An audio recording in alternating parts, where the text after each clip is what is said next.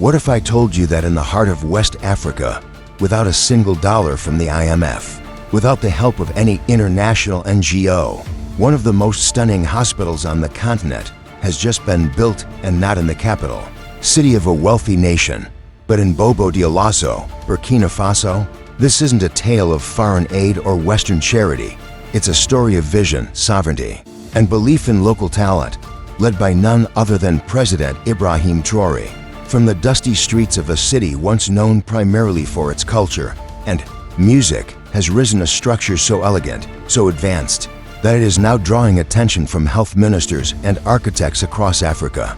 The people of Burkina Faso call it a miracle, but it's no miracle. It's the result of fierce determination, grassroots labor, and a government that decided to bet on its own people. It's more than just a hospital, it's a statement.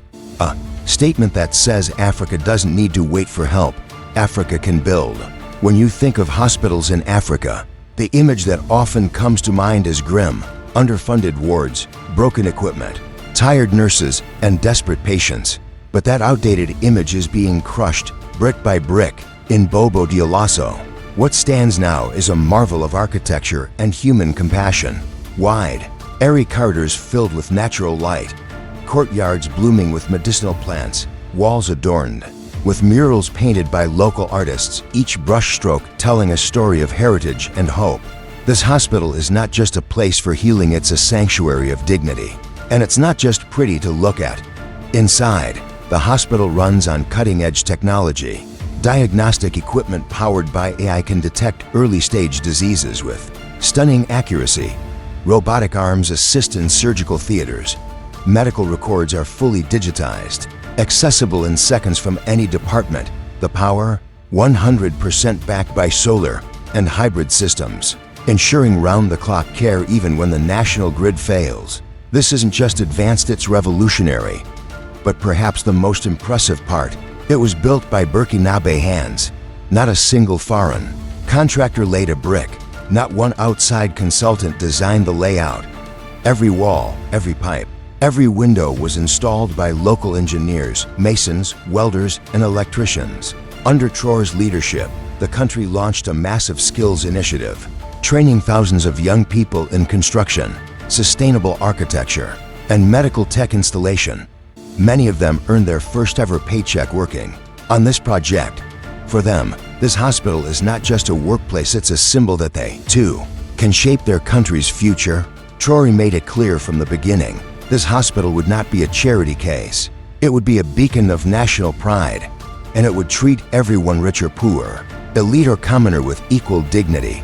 That's why the hospital includes housing for staff, ensuring that doctors and nurses have comfortable places to live, reducing brain drain and keeping top-tier talent within the country. No longer will Burkina Faso's brightest need to emigrate to find purpose. The purpose is now right here, at home. And the experience for patients, transformative. Gone are the days of overcrowded waiting rooms with plastic chairs and flickering lights. In Bobo-Dioulasso, patients enter a space of calm and care. Soft music plays in the background. Multilingual staff greet each person in their native tongue, more Dioula, fulfilled, making everyone feel seen and respected. Family lounges are stocked with free tea, phone charging stations, and play areas for children.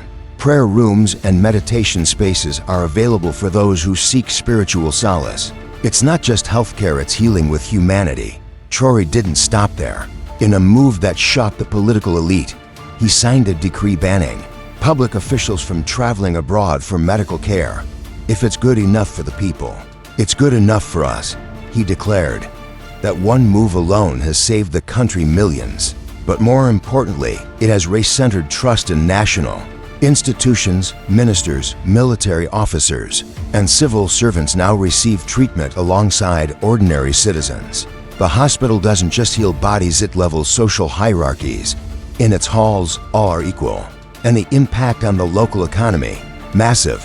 Where there was once a quiet district, now pulses a thriving hub. Small businesses are booming. Cafes, pharmacies, medical supply shops, and bookstores have all sprung up to serve the growing number of patients, families, and healthcare professionals. Farmers supply organic produce directly to the hospital kitchens. Women's cooperatives produce hospital linens and uniforms. Taxi drivers have more clients. Street vendors sell more food. The ripple effect is undeniable. To ensure sustainability, the government built a medical training institute right next to the hospital. Students from all over Burkina Faso are enrolling to become nurses, lab techs, and administrators. They don't need to go to Europe or the US to study medicine. The future is being taught right here.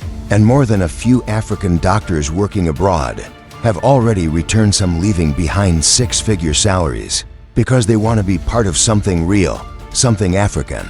This hospital is now more than a facility, it's a movement, a model for what the continent can achieve when it stops outsourcing its future.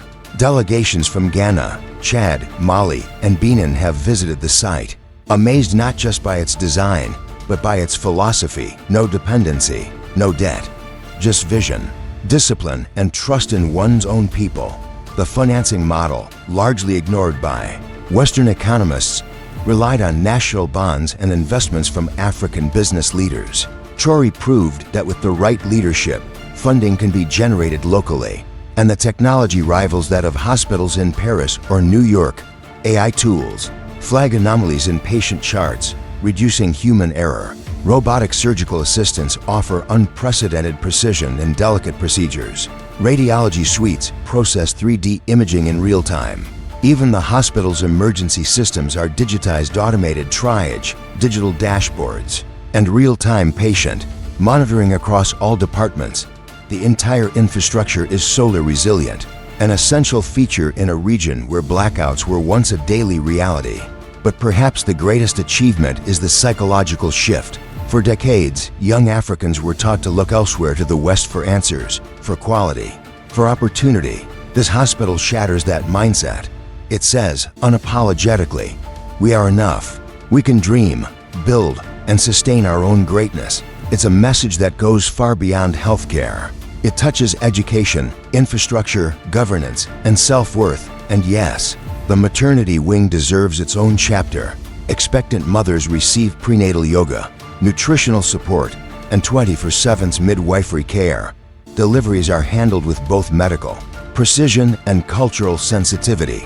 Families are encouraged to stay close, and newborn care units are among the most advanced in the region. Here, childbirth is not a danger, it's a celebration. It's no surprise that the hospital has already seen record levels of patient satisfaction. The number of medical emergencies referred abroad has plummeted, and local confidence in public health institutions has surged. For the first time in decades, Burkinabé citizens are choosing to stay, not just because they have no other option, but because they believe in what's being built.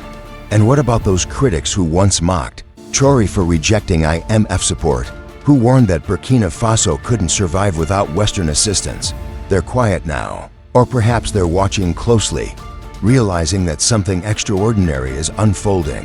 A new model of leadership, a new definition of development, one rooted not in foreign approval, but in local empowerment. This is not the only project. Hospitals for the elderly, built by Burkinabé workers, schools with solar-powered classrooms, roads paved with eco-friendly materials sourced locally.